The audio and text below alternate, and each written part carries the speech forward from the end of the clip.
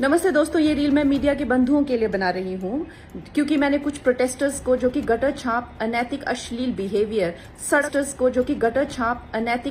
Behaviour सड़क पर बच्चों के सामने, बुजुर्गों के सामने, महिलाओं के सामने डिस्प्ले कर रहे थे, उसको नॉर्मलाइज करने से मना किया है कि we do not accept this in this society. हम लोग नहीं चाहते कि हमारे घर के बच्चों को कोई जो है अपनी अश्लील हरकतों से जो है टाइम से पहले सेक्सुअलाइज कर दे। हमारे घर के बुजुर्गों के सामने जो है हमें शर्मिंदगी महसूस, हम नहीं इस तरह का बिहेवियर एक्सेप्ट करते हैं, उसको नॉर्मलाइज नहीं होने देंगे।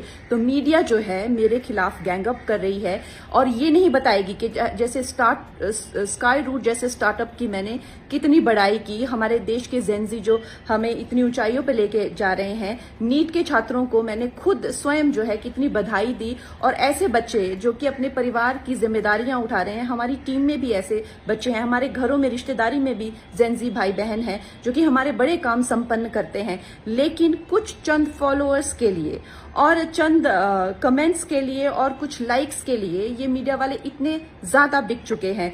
और मैं देख रही हूँ कि कुछ फेमिनिस्ट जो हैं वो एंकर्स कह लीजिए या पूरे एक बुलेटिन कर रहे हैं और मुझे सिखा रहे हैं कि Kangana, why should these women have the burden of dignity और डिसिप्लिन। हम लोग मिलेनियल वुमेन पे इतना प्रेशर था to be dignified and to be disciplined. Why do we have to give that burden to this generation? Excuse me, क्या आप अपनी बेटी को ऐसा सिखाएंगे?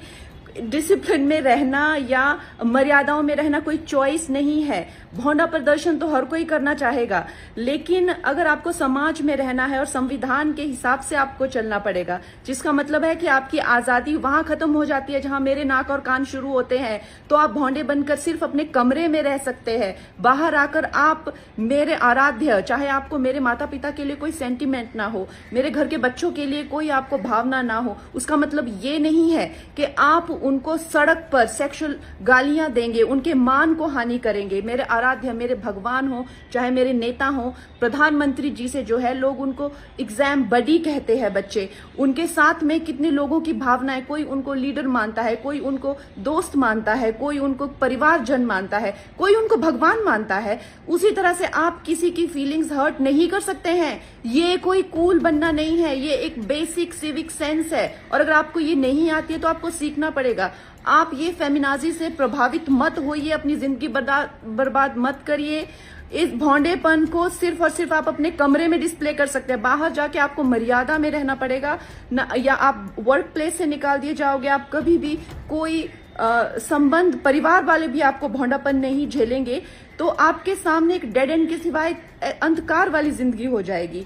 वैसे अगर देखा जाए तो साइंस भी कहती है कि ह्यूमन लाइफ का जो पर्पस है वो एवोल्यूशन है, और शास्त्र भी कहते हैं कि आप पुरुषोत्तम जो सर्वश्रेष्ठ है पुरुषों में, उस एवोल्यूशन की तरफ जाइए। लेकिन ये फेमिनाजी आपको सिखा रही है कि आप एनिमलिस्टिक जाइए और आप अपने गले में ऐसा, मतलब आपके गले में पट्टा डाल रहे हैं कि आप एनिमल बनिए, आप एनिमल टेंडेंसीज जो है वो डिस्प्ले कीजिए और बिल्कुल आउट ऑफ कंट्रोल हो जाए, भौंडे हो जाए, ताकि आप जेल में पहुंचे।